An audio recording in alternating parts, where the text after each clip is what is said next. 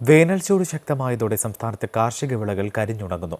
വേനൽക്കാലത്ത് കർഷകർക്ക് പ്രയോജനപ്പെടേണ്ട കൃഷി വകുപ്പിന്റെ ഡ്രിപ്പ് ഇറിഗേഷൻ പദ്ധതി നിലച്ചതാണ് സംസ്ഥാനത്തെ കർഷകരെ പ്രതിസന്ധിയിലാക്കുന്നത്. പദ്ധതി മുടങ്ങാൻ കാരണം സംസ്ഥാന സർക്കാരിന്റെ അനാസ്ഥയാണെന്ന് കർഷകർ ആരോപിച്ചു.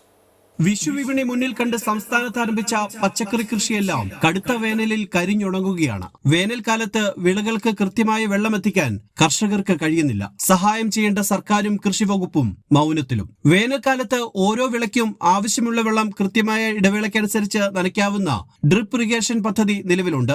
50% കേന്ദ്ര സർക്കാരും 40% സംസ്ഥാന സർക്കാരും എന്ന നിലയിൽ 90% വരെ സബ്സിഡി ലഭിക്കുന്നതാണ് പദ്ധതി. തമിഴ്നാട്, കർണാടക, ആന്ധ്ര തുടങ്ങിയ സംസ്ഥാനങ്ങളിലെല്ലാം കർഷകർക്ക് പദ്ധതി പ്രകാരം സബ്സിഡി ലഭിക്കുന്നുണ്ട്. എന്നാൽ സംസ്ഥാന സർക്കാരിന്റെ അനാസ്ഥ മൂലം കേരളത്തിലെ കർഷകന് ഇതെല്ലാം നഷ്ടപ്പെട്ടു. ഈ വേനൽക്കാലത്ത് കൃഷി ചെയ്താൽ മാത്രമേ എന്തെങ്കിലും ഉൽപ്പാദനം ഉണ്ടാകുകയുള്ളൂ, പച്ചക്കറി കൃഷിയിൽ ഉൾപ്പെടെ. അപ്പോൾ ഇതുമായിട്ട് ബന്ധപ്പെട്ട് കൃഷി വകുപ്പിനെ സമീപിച്ചപ്പോൾ വളരെ നിരാശാജനകമായ ഒരു സമീപനമാണ് കൃഷി വകുപ്പിൻ്റെ ഭാഗത്തു നിന്നുണ്ടാകുന്നത്.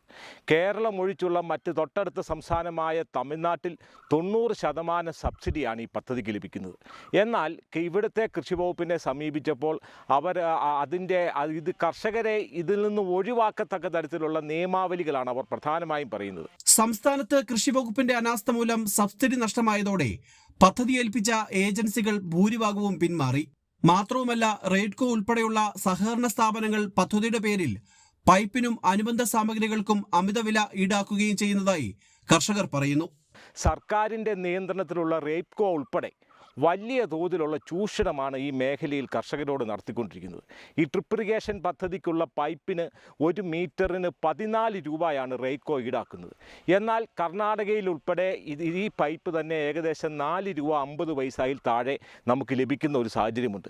ഇതുമായിട്ട് ബന്ധപ്പെട്ടുള്ള ഈ പറയുന്ന കണക്ടറുകൾ ഉൾപ്പെടെ 5 രൂപയ്ക്ക് മുകളിലാണ് ഇവിടെ വിലയെങ്കിൽ മറ്റ് സംസ്ഥാനങ്ങളിൽ അതിന് 1 രൂപ 50 പൈസ വരെ വിലയുള്ളൂ. ഓണം, വിഷു വിപണി മുന്നിൽ കണ്ട് വായ്പയെടുത്ത് കൃഷിയിറക്കിയ കർഷകന് വലിയ സാമ്പത്തിക നഷ്ടമാണ് ഇതുമൂലം സംഭവിക്കുന്നത്. സർക്കാരിന്റെ ഒരു സഹായവും ലഭിക്കാതായതോടെ സ്വന്തം നിലയിൽ വെള്ളം കോരിക്കൊണ്ടുവന്ന് നനയ്ക്കുകയാണ് കർഷകർ ചെയ്യുന്നത്. വൈകിയ വേളയിലെങ്കിലും സർക്കാർ ഉണർന്നു പ്രവർത്തിച്ചില്ലെങ്കിൽ വൻ പ്രതിസന്ധിയിലേക്ക് നീങ്ങുമെന്ന് കർഷകർ ചൂണ്ടിക്കാണിക്കുന്നു. അമൃത ന്യൂസ്, കോട്ടയം.